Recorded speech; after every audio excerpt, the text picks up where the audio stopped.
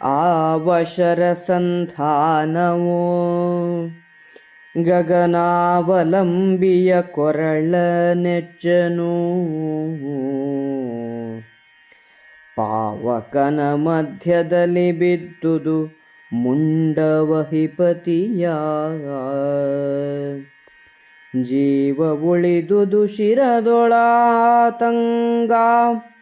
ವಿಗಡ ಫಣಿ ನುಡಿದುದೆಲೆಗಾಂಡೀವಿ ಮರೆಯದಿರೆನ್ನ ಹಗೆಯಲಿ ಮರಣ ನಿನಗೆನುತ ಎಂದು ಗಗನದೊಳಿಲಿದು ಫಣಿಶಿರವೊಂದು ಹಾಯ್ದುದು ಧರೆಗೆ ರಾಧಾನಂದನನ ಬತ್ತಳಿಕೆಯಲ್ಲಿ ಶರವಾಗಿ ಜಗವರಿಯೇ ಸಂದುದದು ಬಳಿ ಕಿತ್ತಲಿಂದ್ರನ ನಂದನದ ಬೇಗೆಯಲ್ಲಿ ಬದುಕಿತು ಮಂದಪಾಲನ ಸುತ ಚತುಷ್ಟಯ ವರಸ ಕೀಳೆಂದ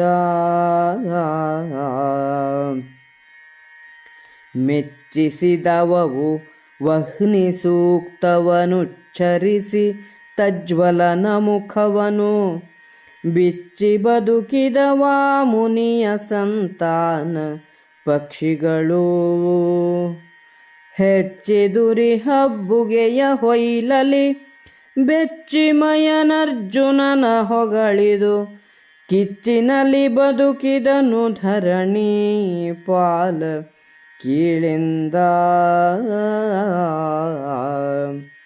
ಖಗಚತುಷ್ಟಯಮಯ ಸಹಿತ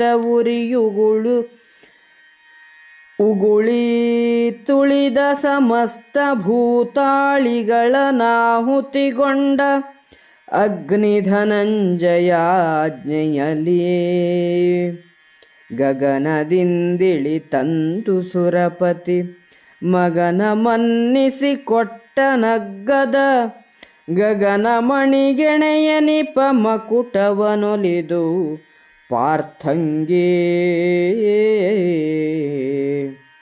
ಹರಿಗೆ ಬಂದಿಸಿ ಮಗನನೊಲಿದಾದರಿಸಿ ಮರಳಿದ ನಿಂದ್ರನಿತ್ತಲು ಭರದಿನಿವರೈ ತಂದರಿಂದ್ರಪ್ರಸ್ಥ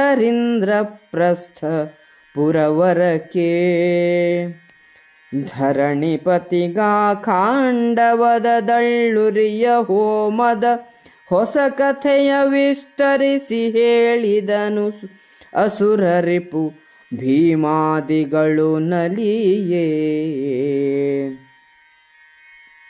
ಧಾರುಣೀಶ್ವರರೈವರನು ಸುಕುಮಾರ ವರ್ಗವನ ಸುಭದ್ರಾ ನಾರಿಯನು ಪಾಂಚಾಲಯನು ತತ್ಸಕಲ ಬಾಂಧವರ ಸೂರಿಗಳ ಸಚಿವಾದಿ ನೃಪ ಪರಿವಾರವನು ಪತಿಕರಿಸಿ ಬಂದನು ದೋರಕಿಗೆ ಹರುಷದಲ್ಲಿ ಗದುಗಿನ ವೀರನಾರಾಯಣ.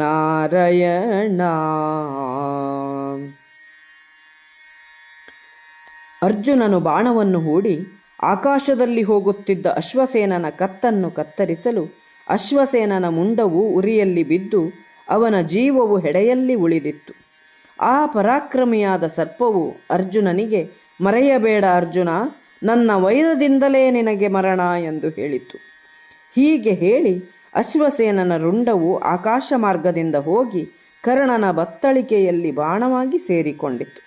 ಇತ್ತ ಖಾಂಡವವನದ ಬೇಗೆಯಲ್ಲಿ ಮಂದಪಾಲನೆಂಬ ಋಷಿಯ 4 ಮಕ್ಕಳು ಬದುಕಿದರು. ಮಂದಪಾಲನೆಂಬ ಋಷಿಯು ಶಾರ್ಂಗಕ ಪಕ್ಷಿಯಾಗಿ ಜರಿತೆ ಎಂಬ ಶಾರ್ಂಗಕ ಪಕ್ಷಿಯಲ್ಲಿ 4 ಮಕ್ಕಳನ್ನು ಪಡೆದನು. ಈ 4 ಪಕ್ಷಿಗಳನ್ನು ಉಳಿಸಬೇಕೆಂದು ಅಗ್ನಿಯಲ್ಲಿ ಬೇಡಿದನು. ಆ 4 ಪಕ್ಷಿಯ ಮರಿಗಳು ಅಗ್ನಿಯನ್ನು ಪ್ರಾರ್ಥಿಸಲು ಅವುಗಳನ್ನು ಅಗ್ನಿಯು ಬಿಟ್ಟು ಬಿಟ್ಟನು. ಮಂದಪಾಲನ ಮಕ್ಕಳಾದ 4 ಶಾರ್ಂಗಕ ಪಕ್ಷಿಯ ಮರಿಗಳೂ ಅಗ್ನಿ ಸೂಕ್ತವನ್ನು ಹೇಳಿ ಅಗ್ನಿಯನ್ನು ಮೆಚ್ಚಿಸಿ ಬದುಕಿದವು. ದೈತ್ಯಶಿಲ್ಪಿಯಾದ ಮಯನು ಅರ್ಜುನನನ್ನು ಬೇಡಿಕೊಂಡು ಅಗ್ನಿಯಿಂದ ಉಳಿದುಕೊಂಡನು. ಅರ್ಜುನನ ಅಪ್ಪಣೆಯಂತೆ ಅಗ್ನಿಯು ಮಯನನ್ನೂ 4 ಪಕ್ಷಿಗಳನ್ನು ಉಳಿಸಿ ಉಳಿದ ಎಲ್ಲ ಪ್ರಾಣಿಗಳನ್ನು ಆಹುತಿಯಾಗಿ ತೆಗೆದುಕೊಂಡನು.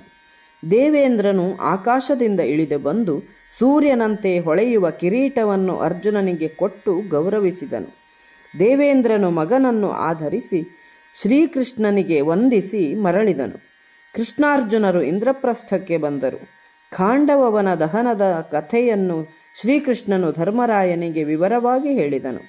ಭೀಮನೇ ಮೊದಲಾದವರೆಲ್ಲರೂ ಕೇಳಿ ಸಂತೋಷಪಟ್ಟರು.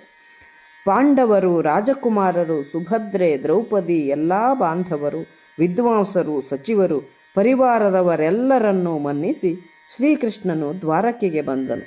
ಇಲ್ಲಿಗೆ ಸಂಧಿ 20 ಮುಕ್ತಾಯವಾಯಿತು.